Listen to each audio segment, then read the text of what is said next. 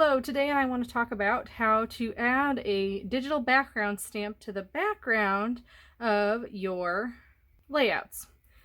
Now, one requirement of that is that you do have a 12 by 12 printer, which I do.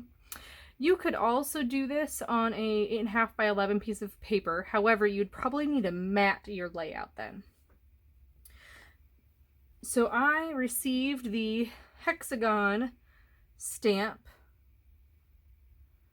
from one of our sponsors, and what I did is I pulled that image into Silhouette, and then I traced that image.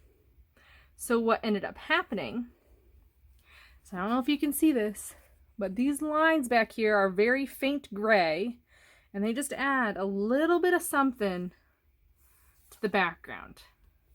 They're noticeable, but they're not noticeable. I think they take this layout from a 5 to a 10 kind of thing. The other thing that I really like about this layout is that I randomly scattered sequins around here.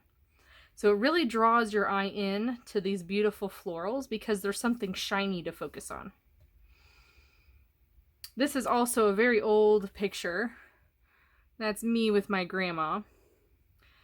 I probably about 4 there. I don't really know. It's hard to guess your own age when you're little, right? So I thought this would be a perfect opportunity to go ahead and use the stamp as my background paper because I really wanted to use this graphic 45 with the 49 and Market collection because that's what I had put together in my fake scrap room kits, and I'll link that video down below.